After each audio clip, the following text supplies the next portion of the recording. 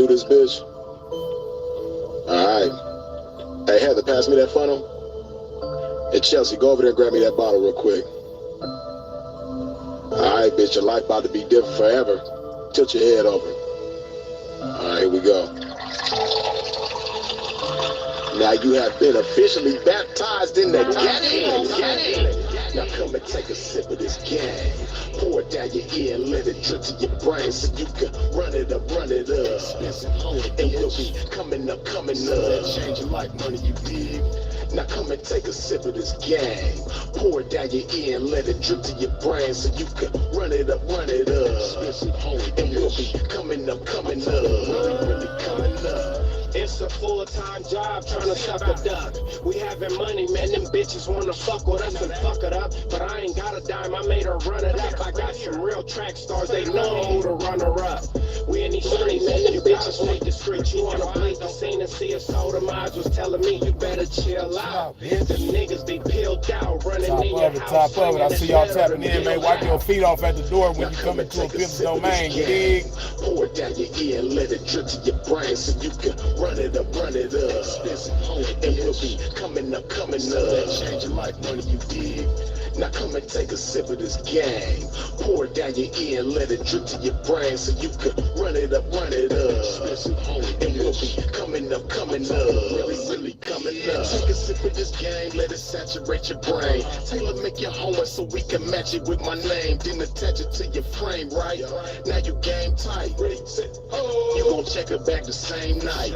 Now you breaking tricks and handling thousands. While these bitches on the blade doing the mannequin challenge. Standing there looking stupid cause they has no game to hit a trick with, bitch, and that's so lame. Now come and take a sip of this game. Pour it down your ear and let it drip to your brain so you can run it up. And we'll be coming up. Change your life, money, you dig? Now come and take a sip of this game. Pour it down your ear and let it drip to your brain so you can run it up. And we'll be coming up. Really coming up. Manicured nails, gated boots, coming from heaven, raising hell, burning through the loot. Gotta get the mail. Wipe your feet off at the door when you come into a pimp's domain, man. Thick, hella cute, greener than baby shit. Headed to 82nd, about to unleash my weapon. Lethal with the tongue, venom in my voice, deadly injections, high, hoe and hypnosis. It's heavy in my focus, food and chop. When I've been the block, I bet you know this. Now come and take a sip of this game. Pour it down your ear and let it drip to your brain so you can run it up. And we'll be coming up. Change your life, money, you dig? Now come and take a sip of this game. Pour it down your ear and let it drip to your brain so you can run it up. And we'll be coming up. Really coming up.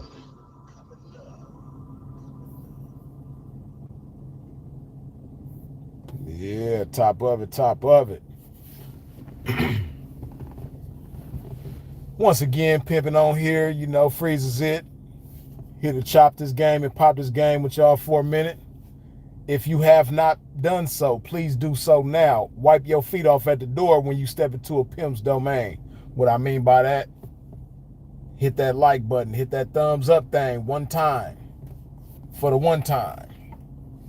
And y'all already know, man, how we get down over here at Casa de Freeze, man. We put love in our body, man. A lot of motherfuckers, boy, they sipping that haterade. They guzzling that shit by the gallons, man. You know, some people, they think they can't live without haterade, but if they was to put some love in their body, they would learn that they could live without the haterade. All you need is love. That's it. This is the only thing you got to put in your body, man. You don't need that haterade. You put some of this in your body, you're going to be all right. You dig? Tell a hater near you.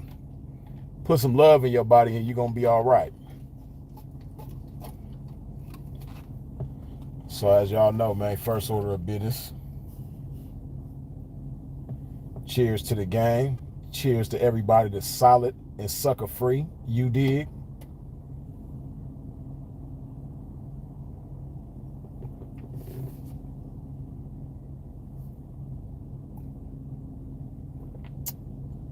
Yes, sir.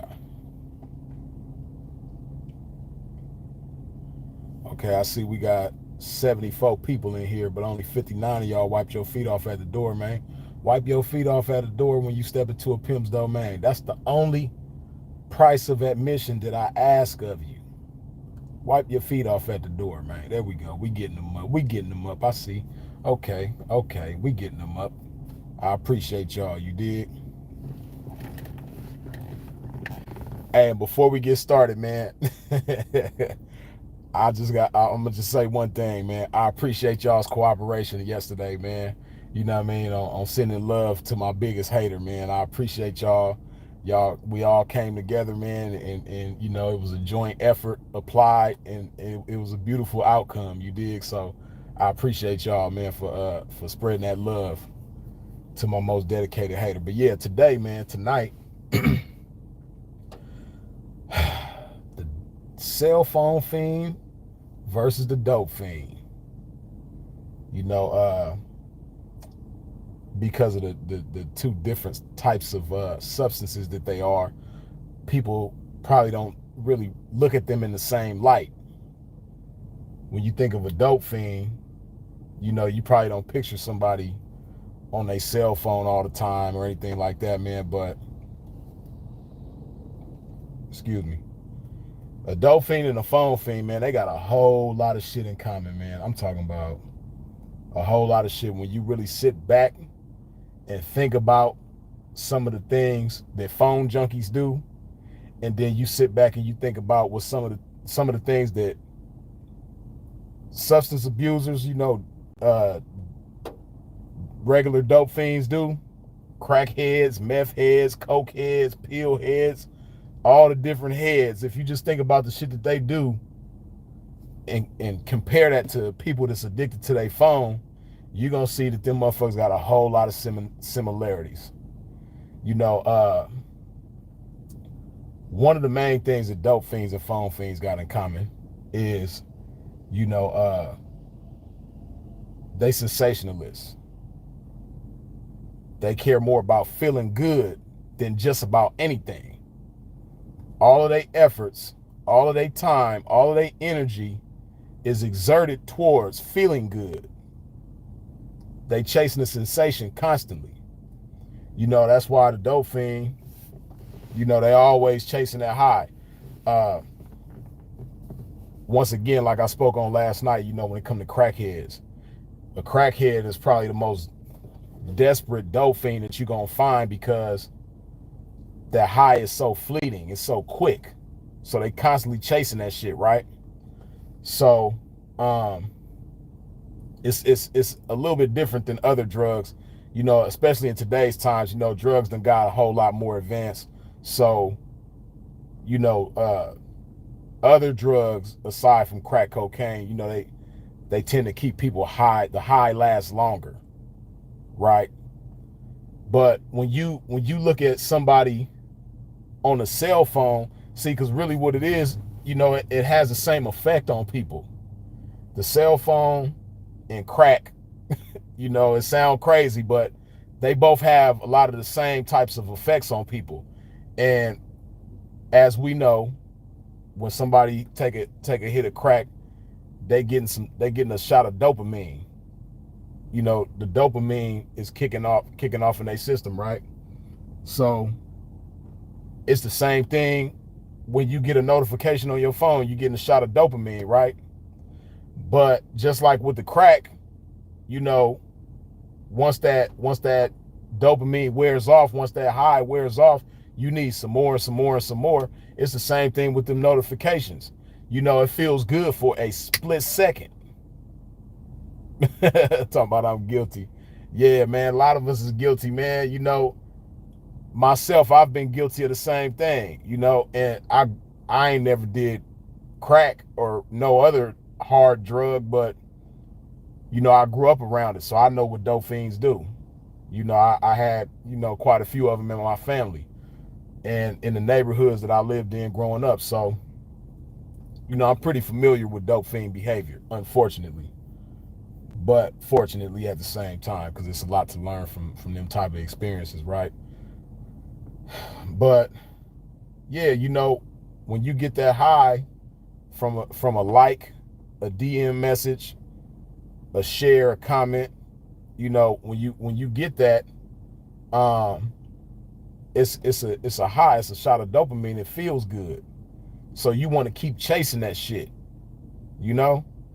And before you know it, you be done spent the whole day chasing that shit, and you doing that at the same time that you're supposed to be handling other responsibilities. You know, you might be at work on your phone. You might be in court on your phone. You might be at a wedding on your phone. You might be at a funeral on your phone. You know, you might be at a graduation for your family member, your loved one, or your kid, or your parent, or whoever, on your phone. You know, and when you under that spell, because you're so concerned about feeling good, you really don't get to enjoy anything else. Same thing like with the crackhead. You know what I mean? The crackhead, he might be high at a wedding, high at a funeral, high at court, high at work, you know, and because they so concerned with that high, you know, they can't really concentrate or focus on anything else above that high. So, you know, like I said, man, the phone head and the crackhead, man, they got a whole lot of shit in common, you know, and you know that never-ending chase for that sensation, you know, it leads to a thing called neglect. And you know, if you pay attention to the phone head, to the crackhead, they neglect a whole lot of shit. Motherfucker be on their phone neglecting their kids. A crackhead gonna neglect his kids too, or her kids. You know, those of us that remember the 80s and 90s, and you grew up in the urban community, you remember them times where, you know, a baby is crying for their parent, but the parent ain't even thinking about them because they focused on getting high. You know, and on the flip side of that coin, if you look at the cell phone junkie, how many videos have we seen of a bitch trying to twerk on a video and her baby is reaching for her, crying for her, you know what I mean? And she's so focused on getting this video right, you know what I mean, that because she knows she gonna get a whole bunch of likes, a whole bunch of views, a whole bunch of comments. She hoping the shit go viral so she can get them notifications. So she's so focused on that, she not even thinking about her baby. The baby might be hungry. The baby might need their diaper changed. The baby might, you know, be thirsty, want something to drink, whatever the case may be. You know, but that baby ultimately wants the attention of their mother. But this bitch is so focused on getting this video right. You know, she like, ooh, this gonna be the one. She been trying to go viral for months, and she like, this gonna be the one. You know?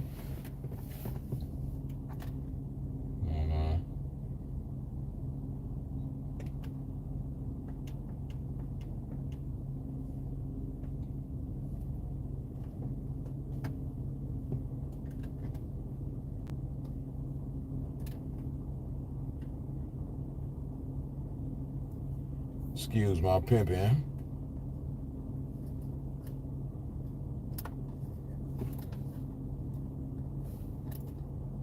You know, when a pimp get to popping this game, man, sometimes it get a little toasty, man. My name is Freeze, but you know, I do pop hot shit. Yeah, so, you know, like I said, that's another thing that they have in common. You know, and also when within this neglect, when somebody is constantly chasing the high of, you know, whatever it is on their phone, or, you know, whatever drug of choice it is, you know, another thing people have a tendency to neglect is their health. Hold on. Get something together real quick.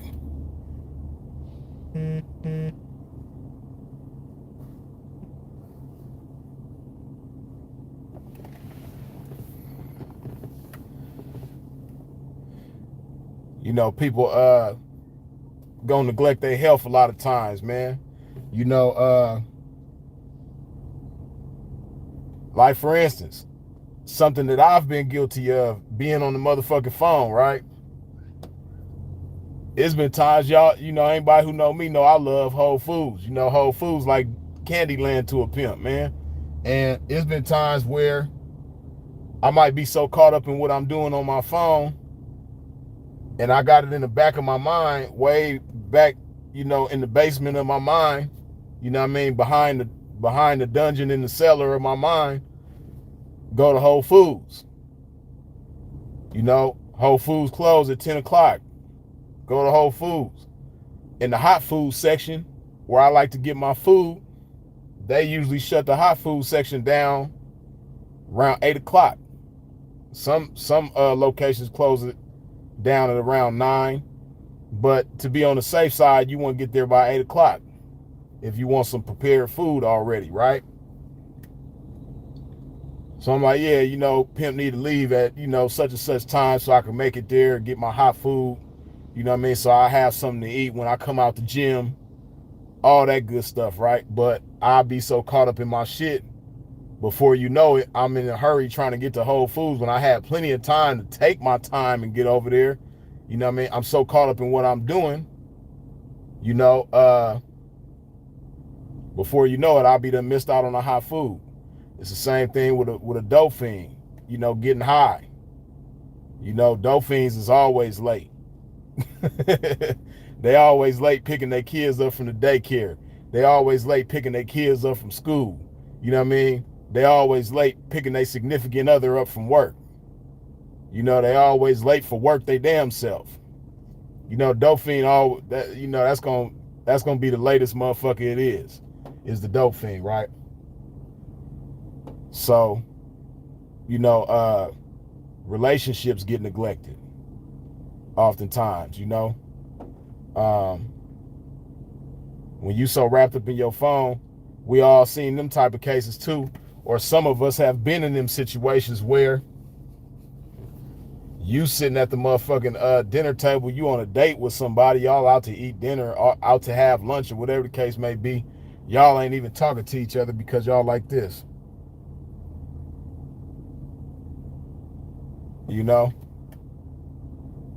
And it's obviously a neglect, so that relationship ain't really being cultivated. It's not being developed. It's not being worked on. It's not going through the process that a good relationship goes through, right? So, same thing with a dope fiend. They be so busy trying to get high, they not thinking about people and how important people are to them.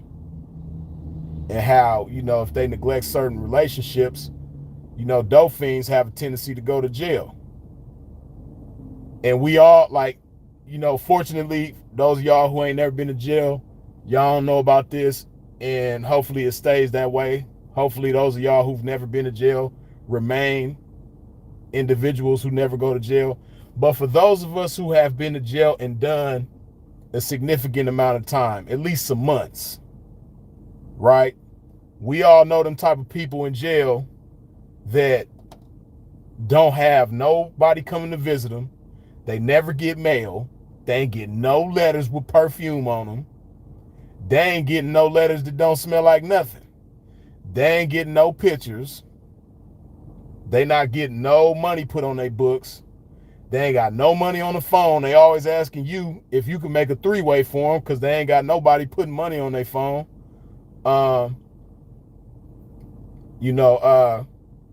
They just ain't got nobody looking out for them. And oftentimes, that individual was a dope fiend on the streets. Sometimes, man, a crackhead come in jail, they start eating and they start gaining their little weight back and they shave, when they first come in, they got a scruffy ass beard with motherfucking macaroni and cheese stuck to their beard, and they might got a french fry stuck to this side of the beard, and they smelling like Budweiser in corners and alleys and shit like that, and they hair all scruffy. They ain't had a haircut in about a month. This part is kind of leaving. but it's a little bit, it's hanging on for dear life, you know what I mean? But they come to jail, they get to eating some soups, they might get a job in the kitchen, you know what I mean? So they can start eating, gaining their little weight back. Then they, you know, they might meet a youngster in there that's like myself did, because, you know, when I was in jail, I was cold with the comb and razor. I will have you looking brand new. I will bring a crackhead back to life. I done brought so many crackheads back to life in jail with that comb and that razor. I'm talking about fresh beard, lined up, mustache, fade, however you want your fade, taper fade, bald fade. I'm talking about bring a motherfucker back to life. Would look like they ain't never did drugs. You know what I mean? You know, like I've done that. So, you know, you got them type of guys that will fool a motherfucker into thinking that they wasn't a dope fiend on the street.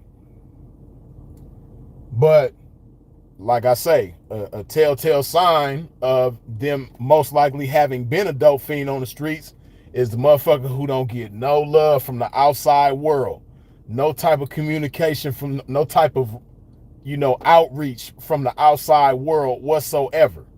You know what I mean? 9 times out of 10, that motherfucker was on the streets, you know, stealing car radios and cars and, you know, breaking into houses and shit. You know what I mean?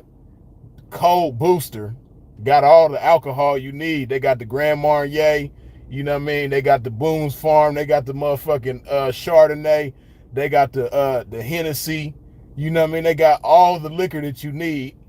You know, that's who they was on the street. You know what I mean? Just a cold booster. But, you know, they didn't have didn't have nobody on the streets that they was good to. Wild Irish Gold, you stupid. They ain't had nobody on the streets that they was good to. You know what I mean? So, you know, they can't call nobody, because if they call somebody, motherfucker gonna be like, oh, this motherfucker here. You know what I mean?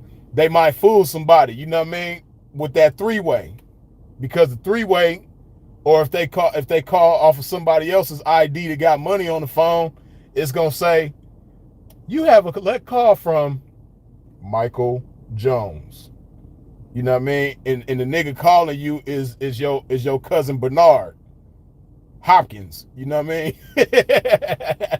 Not the boxer, you know what I mean? But your cousin Bernard Hopkins. You know what I mean? That always be telling motherfuckers he related to the boxer Bernard Hopkins, but he ain't though. You know what I mean?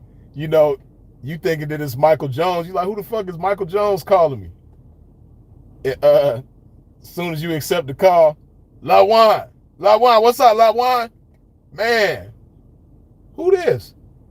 LaJuan, it's Bernard, man. You know who it is, man. Stop acting like that, boy. You know my motherfucking voice, man. Hey, check this out. Listen, though, right? You know what I mean? What I need you to do is, man, you know what I mean? I need you to put just $20, you know what I mean, on my books, man. So I go to the store, man, and get some zoom zooms and wham whams, you know what I mean? LaJuan, come on, look out. You know I'm good for it when I jump up out of here, man. You know what I mean? I go to court on Tuesday. You know what I mean? I need to get some zoom zooms and wham whams, you know what I mean, so I can pay the youngster. The youngster already done cut my hair, you know what I mean? He gave me the haircut on consignment, you know what I mean? And when store come on Friday, you know what I mean, I told the youngster I'm going to look out for him. I'm going to give him 2 soups, you know what I mean? The soups is $1 a piece. LaJuan, I need you to come through so I can look out for the youngster, man. Like, get me some hygiene products, you know what I mean? Some zoom zooms and wham whams and all that, you know what I mean? That's who that nigga is, you know what I mean? That's who that nigga is, you know? He's that guy on the street. Motherfucker like, damn, this nigga Bernard. Every time this nigga go to jail, this nigga, fuck, man, next time, this is the last time. Matter of fact, I'm only sending that nigga $10. I know he need a minimum of 20 to go to the store, but he gonna have to get the other 10 from somebody else. I'm only sending the nigga $10. Now motherfucker got $10 on his books that he can't even use because he need a minimum. He got to spend a minimum of 20 at the store. You know what I mean? Like, so the nigga Bernard, he in jail stuck. You know what I mean? Like, he can't even use. He got $10 that's just sitting dead. He can't even use his $10. You know what I mean? And then if the motherfucker if he do the shit online, you know what I mean? It's gonna charge a $2 fee. So he really only got $8, you know what I mean? Y'all already know if you go to what's that shit, connectnetwork.com, anybody who got peoples in jail like I do, you know what I mean? Is you got JPay, you know what I mean? But then you got connectnetwork.com.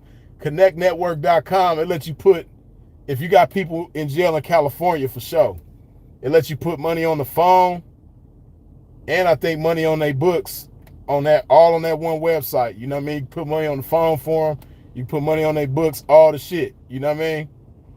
Right. Andre say he used JPay. Yeah, I just used JPay last week on my partner.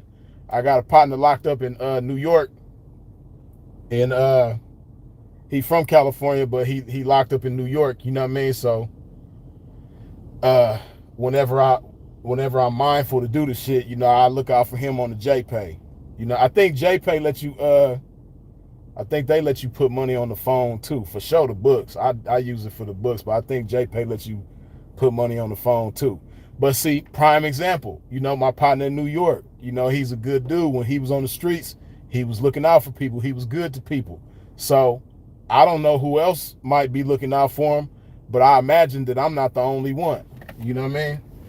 And he wasn't no dope fiend on the street. You know what I mean? He wasn't no needy motherfucker that just, you know, was so focused on getting high that he wasn't looking out for nobody. He wasn't, you know, taking care of his relationships and things like that. But I say all that to say, you know, the individual that's addicted to that phone, they just like that. Now, you know, people that's on their phone all the time, they not really doing shit. So they probably ain't gonna end up in jail because they always in their damn phone. They too busy on their phone to even get caught up in any, you know, crimes that's gonna land them in jail. So it might be safe in that aspect, you know.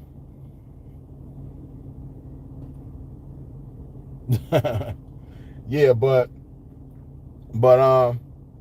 you know, when you spending so much time in that phone, you neglecting a lot of relationships. You're not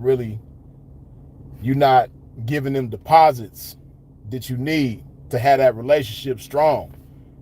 You know, in order for that relationship to be strong, you gotta manage that motherfucker correctly, accordingly. And when you spending so much time in your phone, you know, a motherfucker can't even have a good conversation with you because you so focused on that damn phone. You know, a motherfucker might need you to do something, but you ain't gonna get there on time because you so damn focused on that damn phone. You dig? So yeah, man, you know, that's just one of the many things that phone fiends and dope fiends have in common. They gonna neglect relationships. And the bad thing about that is that when you need people to be there for you, they gonna remember the times when they needed you to be there for them and you wasn't, because you was so focused on feeling good that you wasn't even thinking about them when they really, really needed you. And now when you really, really need them, they ain't gonna be thinking about you because you wasn't thinking about them. You dig? Listen, man, it's 192 of y'all, but only 142 of y'all wiped your feet off at the door. Do a pimp a favor. Y'all hear that? That's what I want y'all to do when you step up in here, man. You hear that? Yeah, that's me wiping my feet off, man. When y'all step into a pimp's domain, wipe your feet off at the door. You did? Okay, y'all just gave me 25 likes just within that little me asking y'all. I appreciate y'all for cooperating, man. You know, let's see if we get them likes over 200 right now, though. But, yeah, man, let me put some love in my body. Hold on. If you haven't done so, man, y'all already know how we do over here, man. Put some of this good old love shit in your body. Shit gonna love you even when you don't love it. Cheers to the game.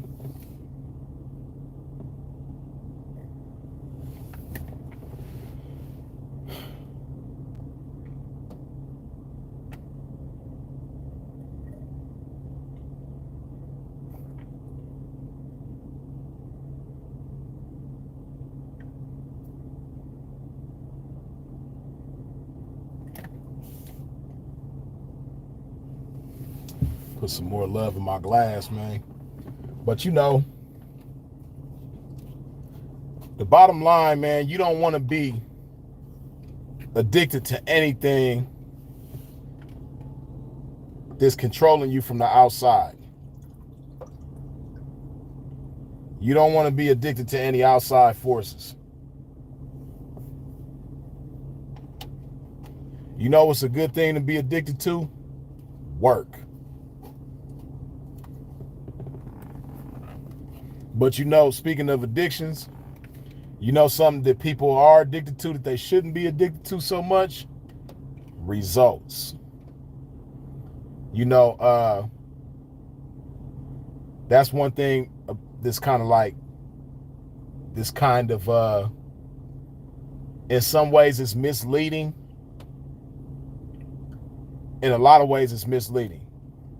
And on social media, on the internet, you know, one thing that people get hooked on seeing is the results of things, the outcome of things, the finished product of things, you know. But what you should be hooked on really for real is the process of things. And the process of things takes work. You know, when you see shit, you might be in the weed, you might be in the marijuana, and you might see a pretty ass marijuana plant with a bunch of buds on it and shit like that, you know, and it look good to you, and you might think to yourself, damn, you know, I'm really into that, you know, I might want to start doing that myself. But a lot of people don't consider the process that it takes to get to that point. A lot of people don't think about, you know, the watering, the nurturing, the manicuring, and all of the work, the time, you know, the time that it takes to get to that point. You know, it's unfortunate, man. You know, I'm not like a super duper bodybuilding fanatic, but I'm familiar with quite a few bodybuilders, man. And I just found out this morning that Sean Roden met his untimely demise just a few days ago, man. For those of y'all who don't know, Sean Roden was the 2019? I think Sean Roden was because Big Ramy just won it this year. Brandon Curry won it last year. So yeah, Sean Roden. Damn, and see, I didn't know that. Kelly Muscle just had a heart attack. That's how Sean Roden died just a few days ago. You know? Yeah, Sean Roden died. Right before Sean Roden died, the brother Greg, is it Greg Peterson? I think Peterson is his last name. But he was real big in the bodybuilding world too, man. He passed away late October, I believe, or middle of October, something like that. And then now the other day, Sean Roden just died, man. So, you know, rest in peace to them gentlemen right there, man. You know, that was real big and influential in the bodybuilding world. Me, myself, I was a fan of Sean Roden for a long time. Like, a lot of them years that he was losing to Phil Heath, and Phil Heath is a beast. Phil Heath is a motherfucker. But it was a few times where, for me, like, to me, Sean had the best physique. You know what I mean? But, you know, that Mr. Olympia shit, it's real political and things like that. We already know that. You know what I mean? And that's just like Kai Green. He's another motherfucker that I felt like Kai Green should have at least one Olympia. Like, right, Victor Richards. I forgot about Victor Richards. Yeah. Yeah, man. Damn, man, it's crazy. You know, but rest in peace to them guys, man. But you know, the reason why I was mentioning bodybuilding is because, you know, you see these dudes with these crazy physiques, you know, and unfortunately, I think a lot of them are passing away because they trying to keep up with the keep up with the Joneses, so to speak. It's a lot.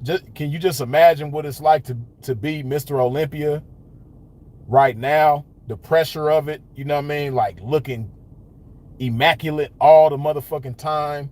I can just imagine how that is. So, them dudes, they put their bodies through a lot.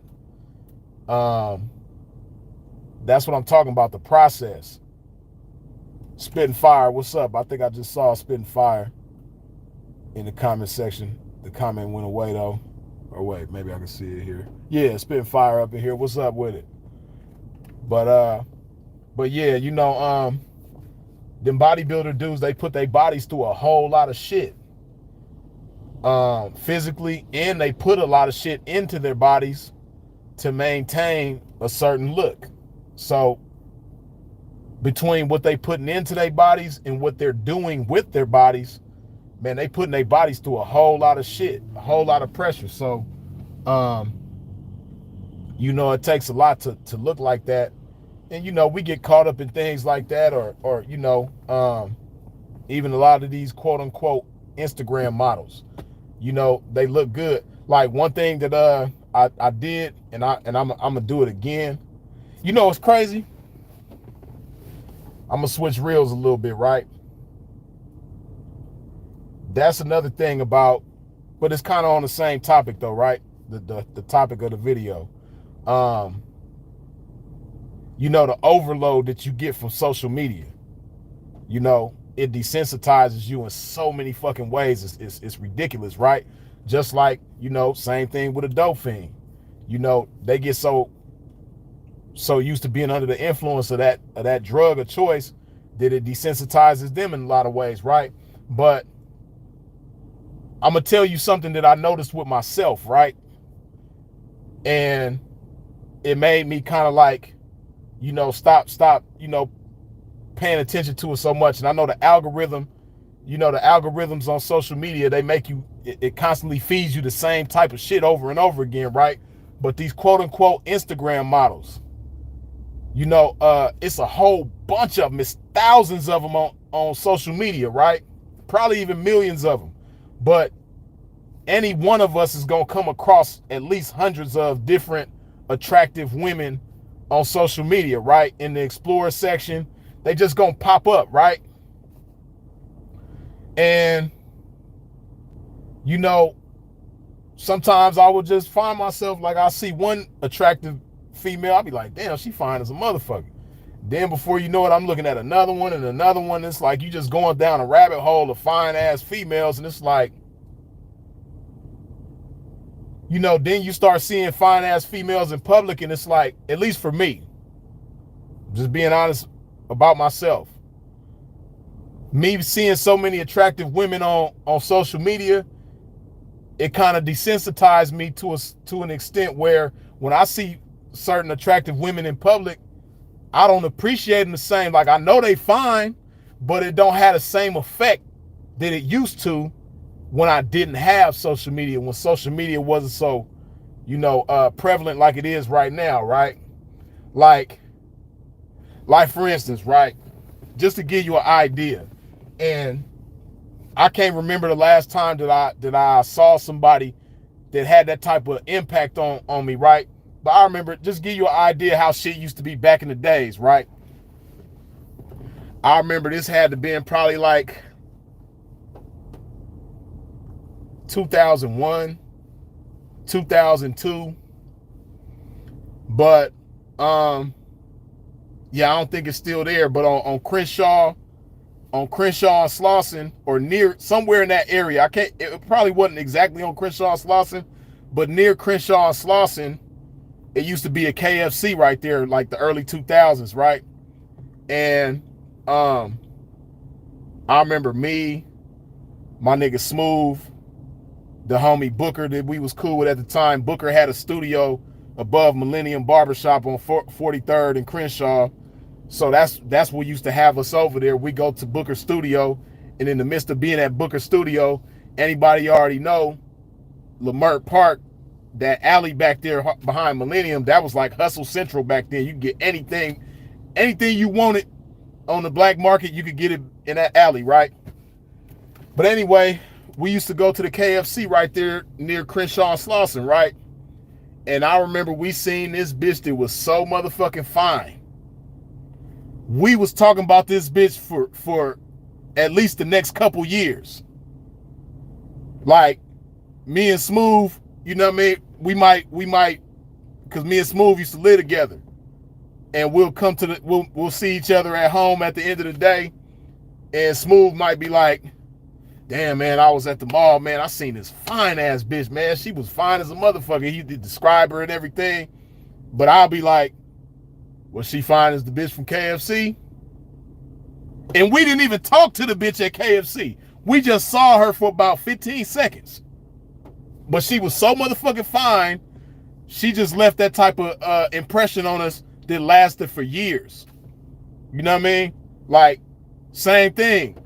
I might, come home at the end of the night and tell Smooth, you're like, damn, man, I was at the motherfucker. I was at Red Velvet. Red Velvet was a club. So y'all don't know. If, Red Velvet was a club. If you was in LA early 2000s, you was fucking with Red Velvet. But I tell Smooth, like, man, I was at Red Velvet, man. I got this one bitch number, man. She was fine as a motherfucker. Whoop-de-whoop-de-whoop. She wasn't fine as that bitch from KFC. Nah, she wasn't fine. She was close, but she wasn't fine as the bitch from KFC, man. So that's the type of effect that like an attractive woman would have on you back in the days. And I know bitches probably do the same thing. You know what I mean? Like, it's probably, for those females that's in here that's like 40 and above, you know what I mean? You probably remember a nigga that you used to see at Bally, Bally Total Fitness don't exist no more. But if you 40 and above in the early 2000s, you probably had a membership at Bally Total Fitness. And it was some nigga that was over there. You just thought this nigga was fine as wine. Summertime fine as wine. And you ain't never said nothing to this nigga. He probably used to be there with his girlfriend or his wife, but he was just like the finest thing that you ever seen, that you ever laid eyes on. And you know what I mean? You probably had a homegirl or a sister, cousin, somebody that go to the gym, same gym that you go to, and y'all see this dude, and he was like the measuring stick. You know what I mean? And you might tell your girl, like, girl, I was at Red Velvet the other day, and I met this nigga, boy, girl, he was so motherfucking fine. He wasn't fine as the nigga from Bally's. Nah, he wasn't fine as the nigga from Bally's, but he was close, girl. Like, he wasn't fine as the nigga from Bally's, but he was almost as fine as the nigga from Bally's. Like, we all, like, back in them days, we all had that type of, we had somebody that made that type of impression on us. You know what I mean? Back in the day. Spin Fire, I know you know what I'm talking about. You probably had you a nigga at the post office or you know what I mean, that you would see at the motherfucking grocery store or something like that, you know what I mean, that was just the finest nigga that you ever seen. You never talked to him, no, none of that, you know what I mean, but you just seen him whenever you went to that whatever place it was, and you and your girls would talk about him, you know what I mean. We used to do the same thing as guys, but I say all of that to say, in 2021, you don't really do that no more. Why? Because you don't have to accidentally run into a fine ass bitch at KFC and just think she's the finest thing in the world because it's 1,000 bitches that look like her and better on Instagram. You know what I mean? So you don't have them type of effects no more. So what I had to do with myself is, try to trip the algorithm a little bit by starting to like other shit. You know what I've been liking a lot lately? Dogs. You know what I mean? I know Sinful in here. Hey, for those of y'all who don't know, I don't know if Sin ever told y'all, but Sin can't stand dogs. He do not like dogs. You know what I mean? My bad, bro. I let the world know, man. But Sin don't care for dogs at all. He don't think they cute. You know what I mean? He don't want them. He ain't fucking with dogs. But I like dogs. But I've been liking dogs a lot more. You know what I mean? Because, like I said, I was at a point where whenever I get on Instagram, I'll be liking all these different fine ass bitches. And it's to the point where it's like, I don't have the same appreciation for them no more. You know what I mean? Because like when I be out and about, like a fine ass bitch might walk past right now and she might be as fine as the bitch from KFC that me and Smooth used to talk about back in the day. But because I done seen 100 ones that look like her or better on Instagram earlier today, she ain't gonna have the same effect on me as the girl from KFC did back in the day. You know, so I had to like back away from that so that I could, because you know, I like to have the same type of appreciation for a woman that I'm supposed to have. You know, so what I did once before, and I kind of like start following them again, but I had to cleanse the people that I was following. You know what I mean? I had to like, you know, stop following so many like attractive ass bitches for no reason. And then on top of that, hey man, that's another thing, man. A lot of them fine ass bitches on Instagram be lame as a motherfucker. I'm talking about the lamest females that you can find. Gorgeous. You know, a joy to look at, but hell to listen to. Hell to try to have a conversation with. I'm talking about the lamest. You know, hey, man, I seen it's a chick, fine as a motherfucker. Another one of these fine ass females, right? Had like 200 and something thousand followers on Instagram. But this bitch was live and she had like 15 motherfuckers looking at her. It's like, and she wasn't even doing shit. She was just sitting there rapping along to whatever song she was listening to and smoking some weed. And it's like, this bitch is lame as a motherfucker. And motherfucker, like, even though 15, 16 people ain't really a lot, I was amazed that these 15, 16 motherfuckers was just sitting there looking at this bitch. But it goes to show you how lame some of these attractive women are. And the fucked up thing about it is they know that they can afford to be lame as long as they stay looking good. Because they know niggas is gonna be thirsty still. Niggas is still gonna want to fuck with them as lame as they may be. Just as long as they attractive, it don't matter. But some of these attractive ass females be lame as fuck. That's why, you know, I remember me and Sinful, we used to have a debate, right? I didn't really strongly disagree. It wasn't so much that I disagreed. I just thought each one was easily, you know, each one was equally easy or difficult to do. And that's grow an Instagram profile versus growing a YouTube channel. And Sinful used to tell me, like, man, you know, growing a YouTube channel, that shit ain't as easy as growing an Instagram profile. And I used to think to myself, like, or I would say, like, yeah, you know, I don't think so. I think they probably both just as easy, or it might even be easier to grow a YouTube channel than an Instagram profile. I kind of would disagree. But then one thing I started noticing is a lot of these lame ass, attractive ass females. They might have 1 million, 2 million followers on Instagram, and they have a YouTube channel. And you go to their YouTube channel, and they got like 1,500 subscribers, 1,800 subscribers. And it's like, damn, bitch, you got millions of people following you on Instagram, and out of them millions of people, you can't even get 1% of them motherfuckers to subscribe to you on YouTube? Bitches be lame as a motherfucker. They fine, but they are lame. I'm talking about can't have an intellectual conversation, you know, can't say express a profound thought, none of that. They just lame as a motherfucker.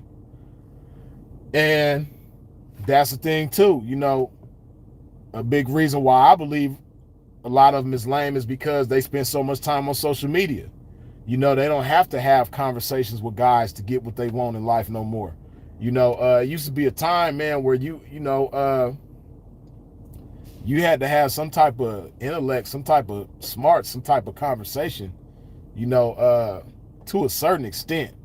You didn't have to have the coldest mouthpiece, but even as a female, like, to get certain things that you wanted out of life, you'd have to know how to talk to a certain extent. But these bitches, all they know how to do is like be lame. And then some of them, on top of being lame, are disrespectful. So, but back to the point that I was making before that, one thing that I had to do for myself is stop clicking on them fine ass bitches all the time. Because for me, myself, I found myself being desensitized by all of these fine ass bitches to the point where I can't even appreciate, a fine ass bitch in person the way that I normally would. I still appreciate them. I still can see a fine ass bitch and be like, damn, but yeah, I just had to change it up. And like I said, instead of fine ass women, what I've been liking more of lately is dogs. You know what I mean? It'd be a lot of funny little cute little dog skits on Instagram and shit like that.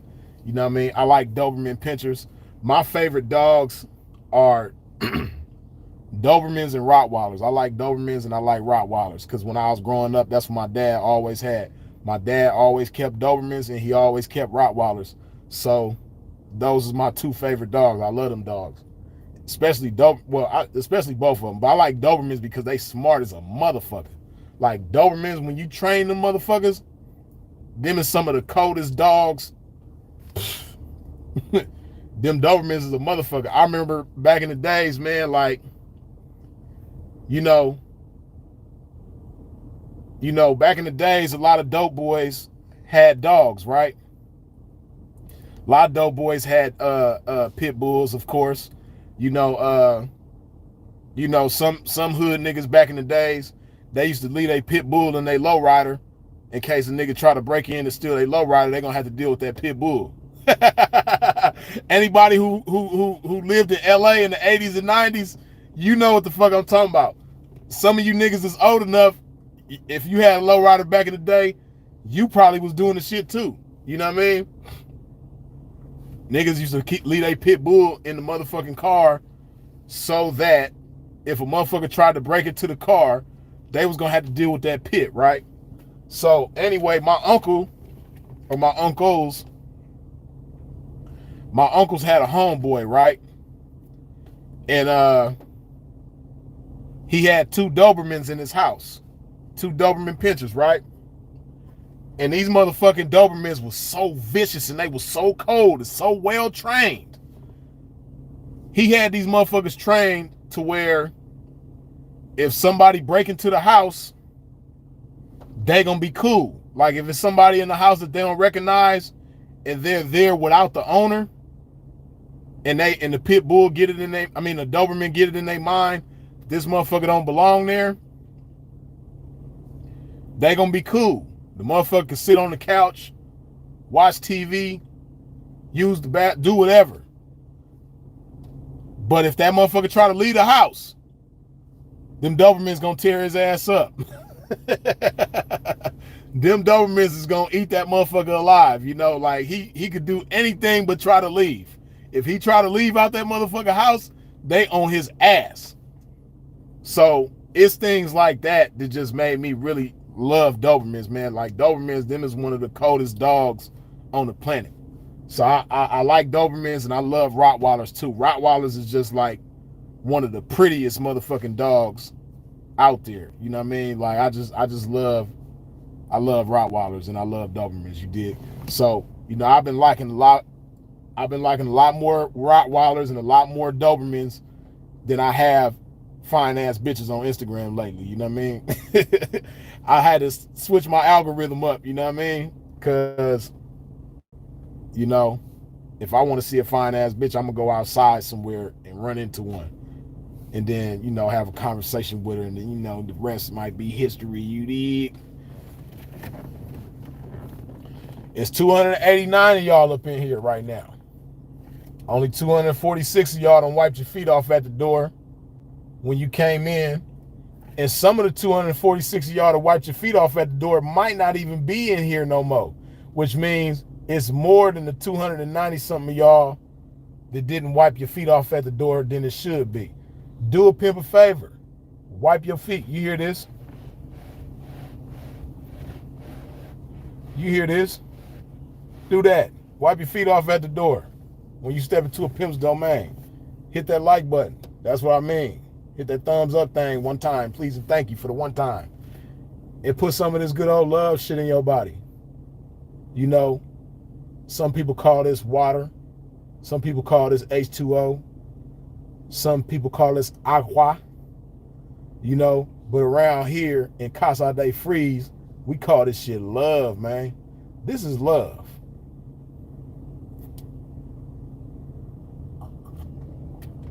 People who love themselves, they're going to put love in their body.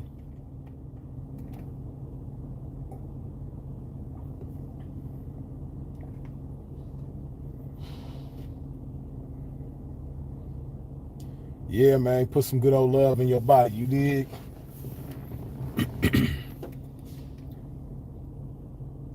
Okay, see, that's what I'm talking about. Y'all done gave me a good 40-something likes within that little time, that little last minute or so. You dig?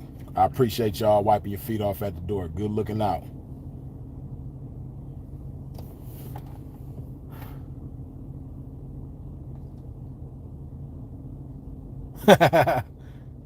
Men in Pursuit of Purpose say my dogs would have done something on the intruder's way in and on the intruder's way out. Right. Dig the fuck out of that. Hell yeah. Get they motherfucking ass, you know?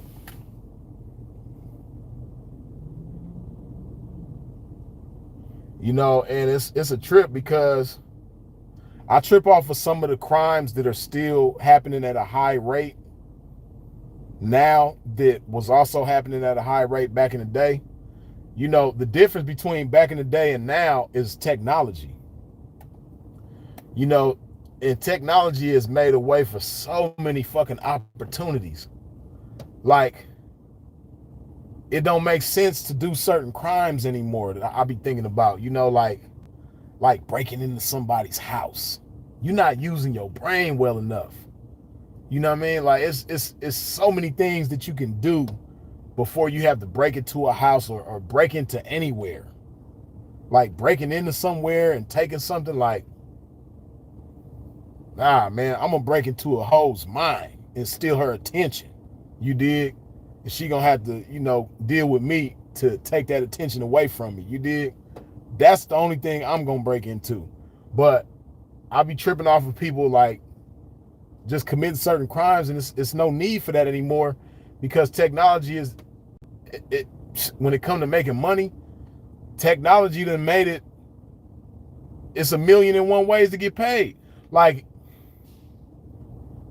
if you just pay attention to how many new billionaires that there's been, I don't even know how many new millionaires became this year, millionaires this year, but the billionaires, like if you just look at the billionaires that are new billionaires and then the billionaires who've been billionaires, how much they worth now.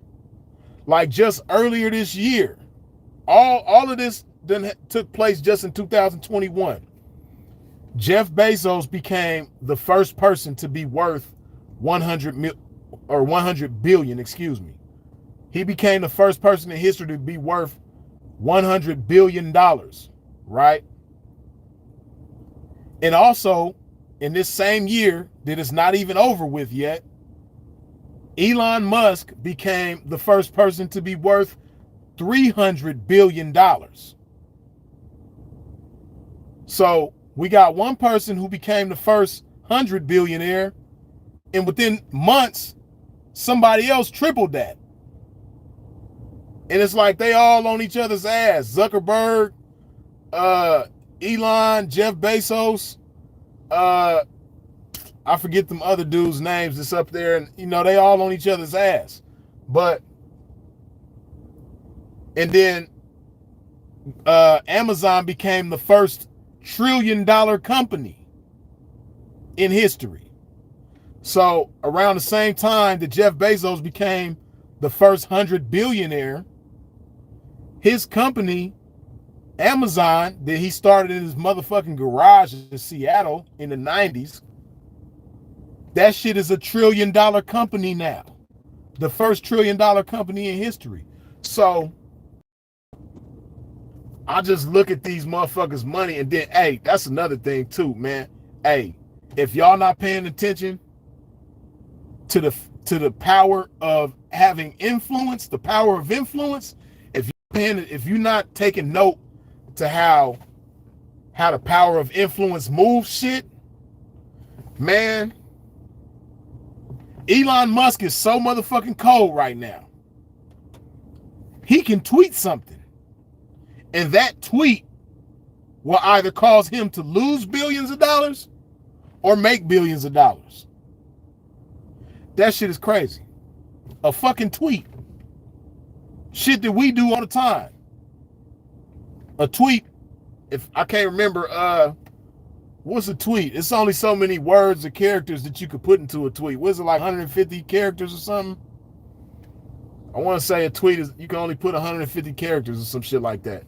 But a short ass statement on Twitter. This man can make a short ass statement on Twitter that takes you only a few seconds to read, and that statement will result in either billions being lost or billions being made. That's crazy. So that should let you know that if a motherfucker can do that, why in the fuck are you breaking into somebody's house? Why in the fuck are you breaking into somebody's car? Why in the fuck are you breaking in to somebody's business? That shit is, man, pay attention. Kanye West, this nigga is worth $9 billion. Jay-Z a billionaire, Kim K a billionaire, Dr. Dre about to be a billionaire, Kylie Jenner billionaire. Like all these motherfucking new billionaires and about to be billionaires, like it's so much fucking money out there. And the shit be happening so fucking quick. Hey man, motherfucker gotta use technology to their advantage. For real. I ain't gonna front. Even I'm guilty of fronting on certain privileges that I have with technology. You dig? But that's just like what's that shit? The Squid crypto from the Squid Game. Squid Game crypto, like that shit, that shit went up from a fucking TV show or a show on Netflix. You know what I mean? Elon Musk. He said something, how you say that shit? Shinu Ibu or Shibu Inu, however you say that shit. Elon said something about that currency and that shit shot up. Shiba Inu, right. He said, he mentioned that shit and that shit just shot up because he mentioned it. Just because he mentioned it, that motherfucker shot up. Like, man. Now, you know, most of us, just being real, most of us ain't gonna develop that type of power of influence. But that should let you know that your power of influence ain't where it need to be or where it could be. That should inspire you to step your power of influence up. Because, man, and you know, that's really one of the main characteristics of being a leader. You know, is the power of influence. You know, it's some cold shit. You dig? So, yeah, all that type of shit be inspiring me, man. Seeing all these new multi-millionaires and new billionaires and new 100 billionaires and new multi-100 billionaires. When I see all of that shit and then I see the type of shit that Elon is doing with his influence, the way he just be flexing his power of influence, like, this what I'm gonna do. I'm gonna tweet this, right? And it's gonna make the stock with Tesla go down like 4%, right? But after I tweet that, I'm gonna tweet this and the stock is gonna go up 20%. That's crazy. That type of shit inspires me. Like, that's a motherfucker. Roberto, blessings, Freeze. I appreciate you, Roberto, with the $20 holler. You dig? But that type of shit inspires me, man. Just knowing that a motherfucker could put a few words on the internet, he can billions, some more billions, some more billions. Like, this man's Twitter fingers is cold. Y'all thought Meek Mill's Twitter fingers was something. Man, Elon Twitter fingers is the coldest. There is nobody in existence ever in the history of Twitter fingers whose Twitter fingers was ever colder than Elon's. Y'all thought Trump had some cold Twitter fingers. You know, Trump did a lot of damage with his Twitter fingers. That's why he always getting banned and blocked from shit and all that. But even that should have showed you something. Even Trump, you know what I mean, with his Twitter fingers should have showed you something. But Elon, just, if you haven't been paying attention, now that I brought it to your attention, just pay attention to Elon's Twitter fingers. The man is a beast. He's cold with it. You know what I mean? And allow that to inspire you to be creative. You know, one thing all of these people that are highly successful have in common, they read a lot. They educate themselves a lot. That's why, man, I hate the fact that Nipsey gone, man. If Nipsey was alive right now, and he only been gone like 2.5 years, I think if Nipsey was here right now, if he wouldn't be worth 100 billion by now, he would be knocking on the door of 100 million. If he wasn't already worth it by now, he would be knocking on the door of 100 million. And I always said that too, because if Nipsey was still here, he would be 36 or 30. No. Yeah, if Nipsey was still here, if Nipsey was still here, he would be 36 years old, right? And when Nipsey was still here, I was saying that I believed that he was going to be a billionaire eventually. And I also thought that he was going to be a billionaire by 40. You know what I mean? And looking at the way shit is going right now, just imagine what Nipsey will be doing right now. And some old dusty ass nigga that ain't worth shit took his life. That shit crazy, man. Boy. It just make you want to go on a dusty nigga killing spree. Just go kill a bunch of dusty niggas that might, in the future, possibly, you know what I mean, cause harm to somebody that's important. Like, man, that shit crazy. Because, just think about it. When Nipsey died, Kanye was worth some hundreds of millions. And this was just 2.5 years ago. Kanye was worth, you know, somewhere in the middle hundreds of millions. And nobody at that time would have said to themselves, yeah, 2.5 years, man, Kanye gonna be worth 9 billion. Nobody would have thought that. So that's why I'm telling you that if Nipsey was still here, that man would be, if he wasn't at 100 million, he was gonna be knocking on the door of that shit for sure by now. And by 40, he was gonna be a billionaire. The man was gonna touch that billion by 40, if not sooner.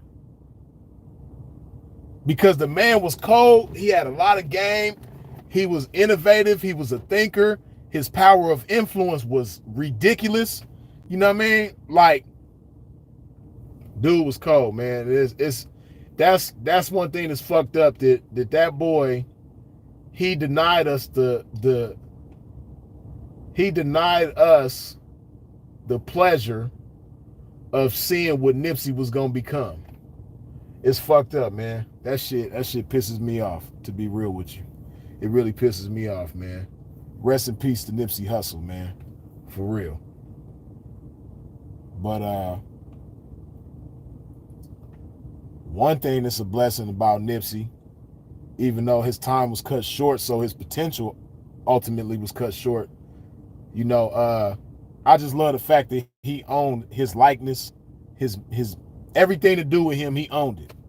You know what I mean? Because it's so many great people that we've lost, great entertainers, great businessmen, great, you know, so on and so forth, that us as black people have lost. And when we lose them, you know, white people was in control of their shit. You know, and I remember I seen a post on Instagram, and this dude, I forget what record company it was that he owned. Damn. I forget what record company it was that he owned, but he owned the masters to like a lot of old classic music, right? A lot of which was made by black people.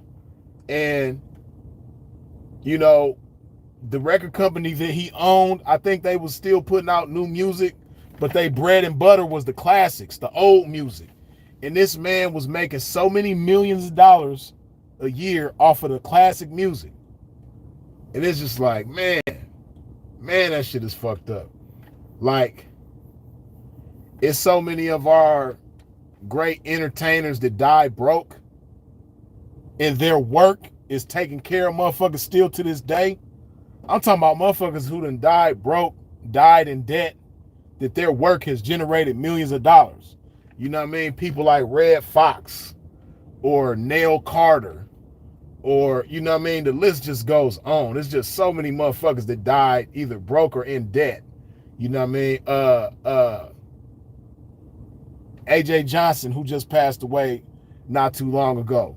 Like, it's fucked up that AJ Johnson's wife had to create a GoFundMe for that man. That's crazy. All the classic material that man done put out, man. Like, dude was hilarious. And it's crazy, like, that somebody like that got to create a GoFundMe. Because, and the cool part about it, while his people had to create a GoFundMe, guess what? Somebody is still making money off of AJ Johnson right now. Still making money right now. Right. Yeah, like Spitfire say, people don't know they were broke. Yeah, you know, because, you know, us as regular civilians, when we're fans of people, you know, we don't imagine that they broke. Like, if somebody is famous and, you know, they might have been in a movie that made millions of dollars, or they recorded some songs that sold millions of copies that made millions of dollars, we can't imagine somebody like that being broke. Then when they die, it's like, damn, they wasn't getting no money. They was getting raped. Yeah, somebody, who was that? Jay Jones, yeah, said Ice Cube is. It's fucked up. Like, that's true. You know what I mean? David Ruffin, that cold motherfucker, even though he went out kind of bad, but he's another somebody that was broke when he died. You know what I mean? Michael Jackson paid for his funeral. It's just so many legendary motherfuckers that we had, man, that like I said, Eazy-E.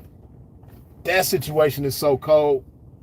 And it's not so much that white people are making money off of his work that he did when he was alive, but ain't no way in the world that Eazy-E's kids, that any of them should have grown up in poverty or are still in poverty right now. Like, that's crazy. Eazy-E, all the millions of dollars that he made while he was alive, and since he been gone, like, man, that's crazy.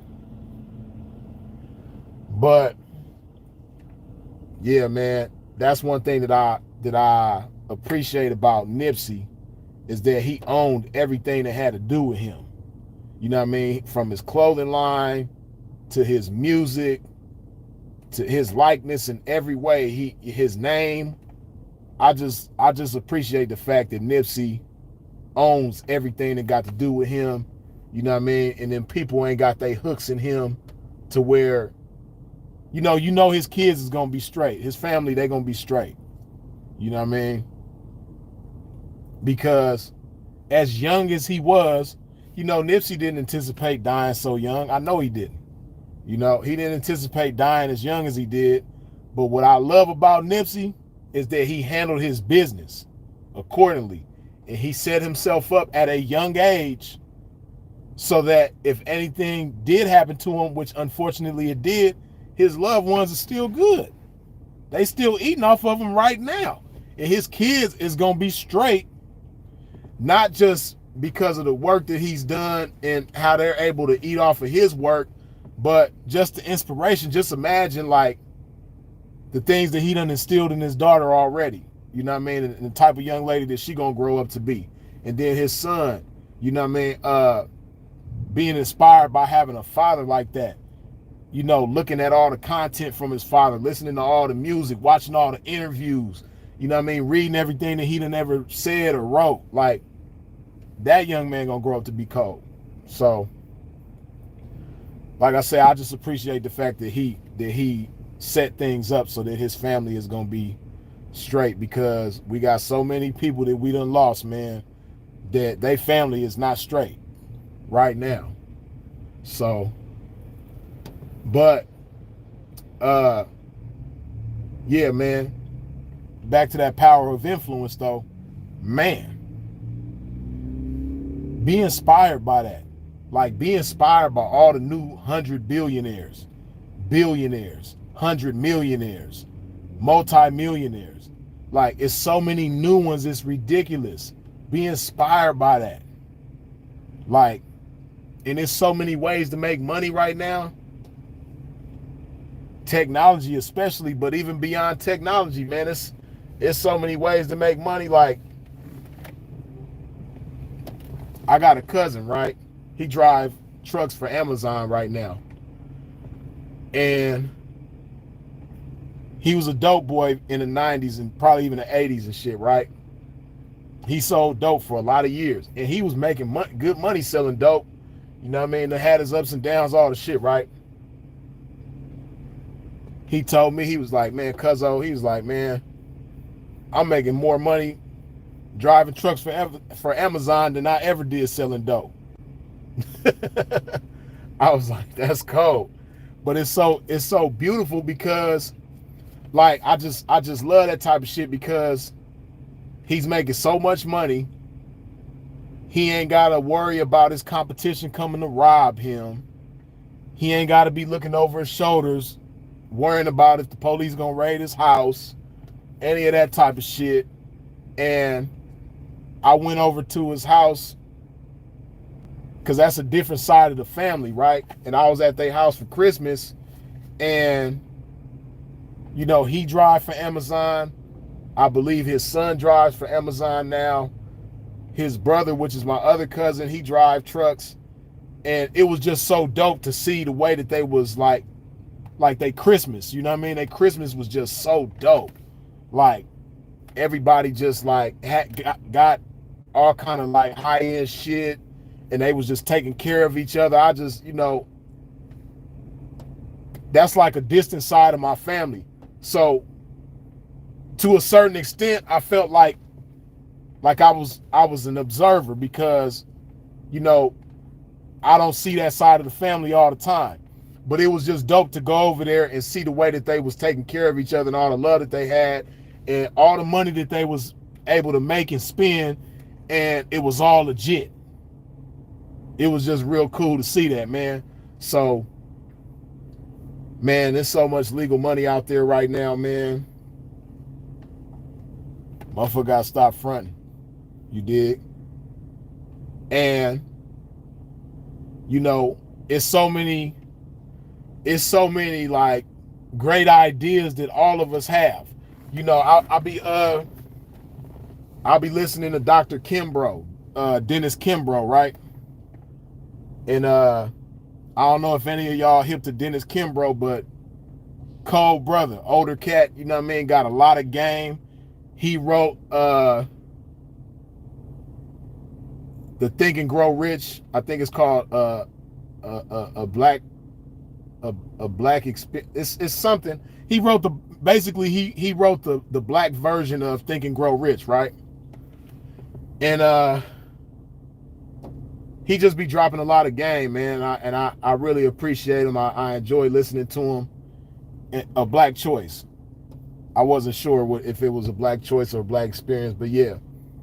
Think and Grow Rich, a black choice. That's Dennis Kimbrough, right?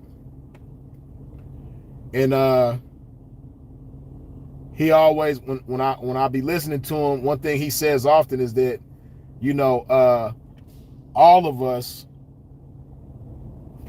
we have at least 5 good ideas within a year's time that if we were to focus on that idea and execute that idea, we will be millionaires. And I know he ain't lying, because I'll be having some of the coldest ideas my damn self. I'll probably be having more than 5 of them within a year. That if I just stuck with one of them ideas, man, ain't no telling where a motherfucker will be right now. Hold on, let me put his shit right here.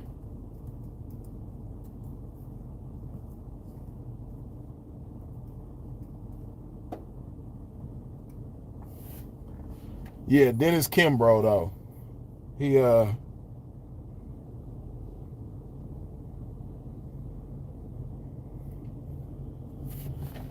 you know, he got a lot of game, and I enjoy listening to him.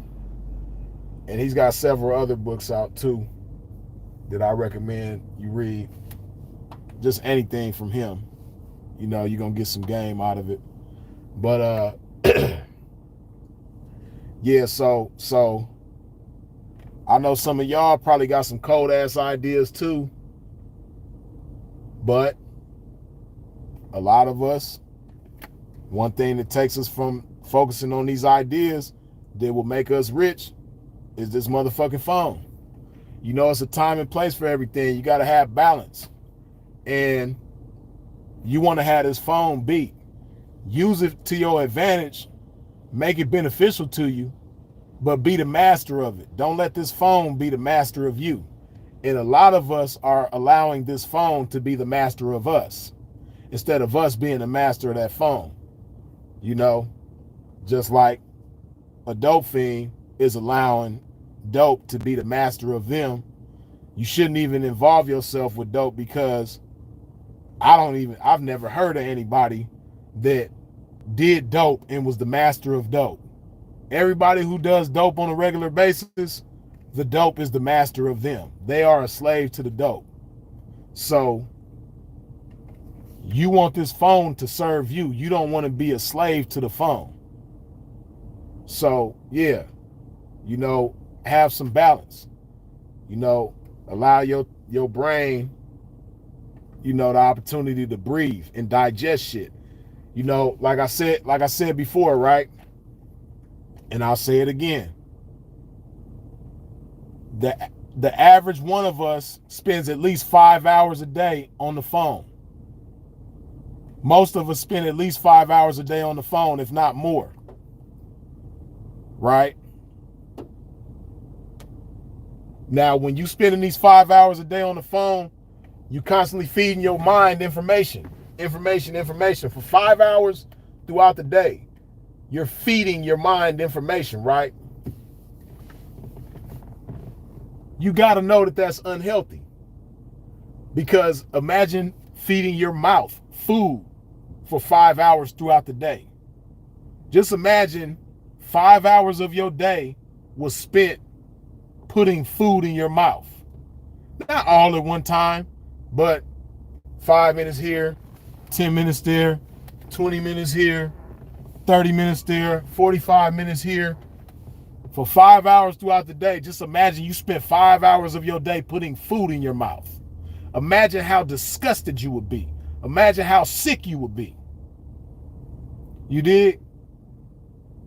So, just like with your body, you can only put a certain amount of food in your mouth at a time. Then you get full. You allow that food to digest. Then you allow your body to take the nutrients from it. Same thing with information that you put in your mind. It's cool to put so much information in your mind, but allow your mind to process that information and take what you need from it and apply it. You know?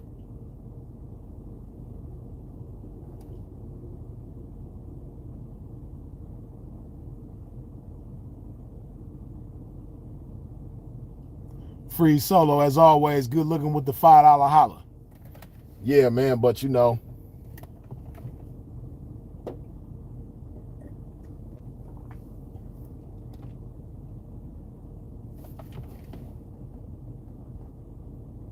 we're going to get up out of here in a few minutes. If you have not already, y'all hear that? Wipe your feet off at the door. Hit that thumbs up button if you haven't done so before we get up out of here in a few minutes. You did? And also, put some of this good old love in your body. You know? She gonna love you even when you don't love it.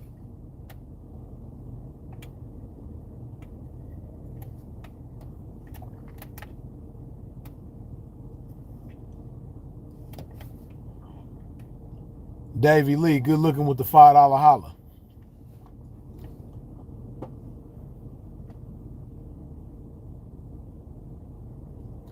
Yeah, like John Doe say, be obsessed with learning. But be obsessed with working too. Be passionate. Be consumed with the process of things. Working. Because like I was saying earlier, one thing social media does, one way that it affects a lot of us, is it gets us caught up in the results of things. And sometimes you can get so caught up in the results of things that you forget all about the process of things. You know? That's why a lot of people try to cut corners when it comes to certain shit. That's why a lot of these females, instead of going to the gym and going through the process of building their body up, they'd rather go to a surgeon to do the shit, so they can have their body looking cool like that. But, you know, it's a takeaway with that. I don't know about everybody else, man, but it is nothing like a natural body. I don't give a fuck how fat the ass is. Well, I do give a fuck to a certain extent. You know what I mean? But more so than I give a fuck about the size of the ass or the fatness of the ass, just the proportion of it and the natural, like I just love a natural body. I love that shit. It's just, you know, it just, you know, you can't, you know, man, we can't do what God do. It's just certain things that God is responsible for that we can't imitate that. You know, so I don't give a fuck what a surgeon do, what a doctor do. Don't none of that shit compare to a natural body. You know, so, and then you appreciate shit a whole lot more when you work for that shit. And I appreciate somebody who works for the shit. You know, squats over shots. You know, I fucks with that. I fucks with the squats over shots. And, you know, just knowing that a woman went through the process of that, it makes me appreciate it that much more. And then it just looks better. It just, you can't make that in a few minutes or a few hours or whatever the case may be. You know, and some women be like, oh, if I go to the gym, I can never have my body look like that. I got to go to the doctor for that. Wooty wooty whoop. Nah, you just lazy. Hey, it's a chick, man. It's a chick on Instagram. She one of the coldest examples that I know. It's a young lady by the name of Kathy Drayton.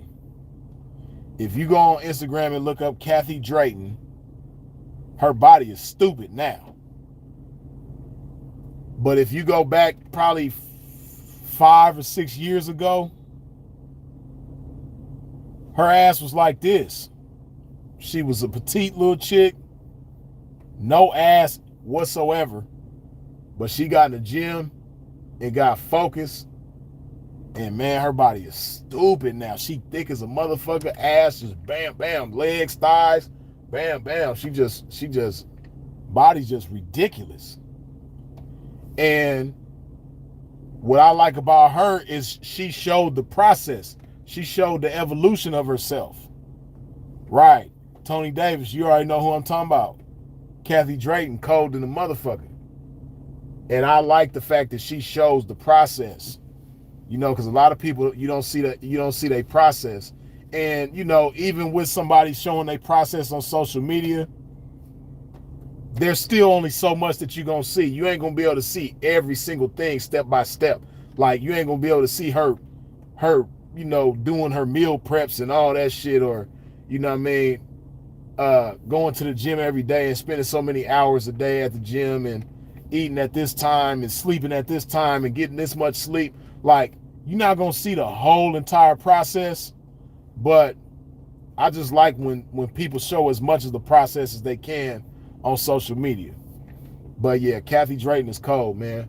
And I say all of that to say, you know, be into the process. Be into the work. Be fascinated by the process. Be fascinated by the work. Be obsessed with the process. Be obsessed with the work. Be passionate about the process. Be passionate about the work. The process, the work, the process, the work. You know, if you get caught up in that, before you know it, the results is going to be there. But if you focus and obsessed and passionate and, you know, just, you know, stuck on the results, you're going to be so caught up in the results that you're not even going through the process. It's like, damn, the results. Hold on, the process over here. Come on, we got to go through it. We got to get to work. That's where we want to be, but we ain't going to get there if we don't do this. Come on, we got to do this. Snap. Okay. Oh, shit. Yeah. Okay, let's do the work. Come on. Yeah, snap out of that results. You know, social media show you the results all the time. Get caught up in the process, the work, the time, the shit that ain't so pleasant, the shit that don't always feel good, the shit that don't always taste good, the shit that don't always look good, the shit that don't always smell good. Get caught up in that, so that before you know it, you see the results and it's like, damn. Okay, let's keep going though. You dig? But I'm gonna go ahead and wrap this thing up. Put some good old love in your body before we go. Let me fill my glass up. And if you have not, put us over 400 before we get up out of here, man. 400 likes. We 14 likes away from 400, man. Put us up in that 400 box. Wipe your feet off at the door. Hit that thumbs up button before we get up out of here. Let's get over 400. We're 11 away, man. Come on. 9 away. 5 away. Cheers to the game, man. Put some love in your body before we get up out of here.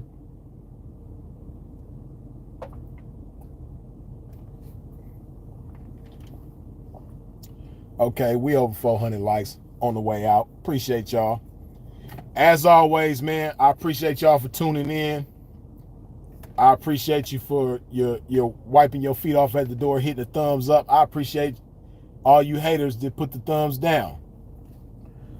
I appreciate your likes, your shares, your comments. I appreciate you subscribing and hitting the bell when you subscribe. I appreciate the super chats. I appreciate all of the love that you come with in every which way that you come with it. Brother Bill shared the Patreon. Good looking out, Brother Bill. And yeah, I appreciate y'all for everything that you do. Good looking. Put some good old love in your body. before we get up out of here?